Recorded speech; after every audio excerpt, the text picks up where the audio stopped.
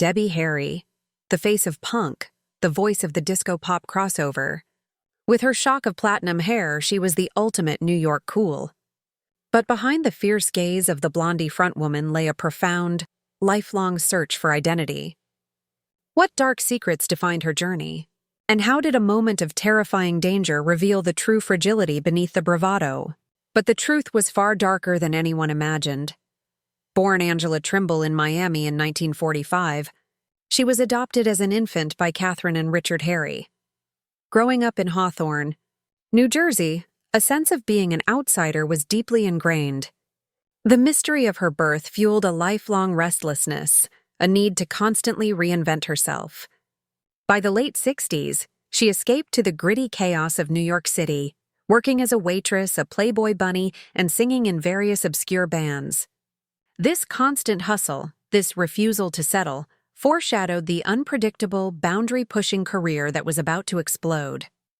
In 1974, she met Chris Stein, a guitarist and art school dropout.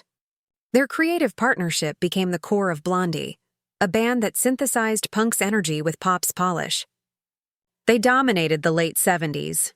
Hits like Call Me and Rapture made Debbie Harry a global icon. Yet, the music industry was relentless, trying to pit her against her bandmates, reducing the group to just Blondie and the boys. She constantly fought for control, resisting the stereotype of the dumb blonde. Success, however, brought new dangers. The pressure of fame, combined with the hard-partying New York scene, introduced a crippling dependence on drugs. But the tension reached its breaking point, not on stage, but in their East Village apartment in the late 1970s.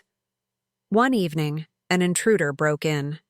A man she described as a total sociopath held them at knife point. He stole their instruments, their money, and committed a horrifying act of violence against them both.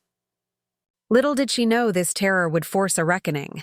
The terrifying home invasion was the ultimate turning point. It was a brutal violation that nearly shattered her spirit.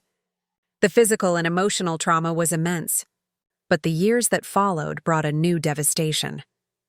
Chris Stein fell desperately ill with a rare, potentially fatal autoimmune disease. Debbie put her soaring career, her fame, her music, her identity on hold. She spent years nursing him back to health, sacrificing her own momentum. The peak dramatic moment? The Blondie machine stopped cold. The world saw a pop queen disappear. The truth was, she was performing the ultimate act of love and survival. She walked away from the peak of fame for love, a quiet resilience the public never expected from the punk goddess. Blondie eventually reformed in 1997, proving her endurance. Debbie Harry didn't just survive the trauma, the betrayal, and the addiction. She used it to solidify her core. Today, she is an icon who defines herself, not her platinum hair. Her lasting impact is not just her music, but the proof that behind the artifice of a rock star, a truly strong woman can always save herself.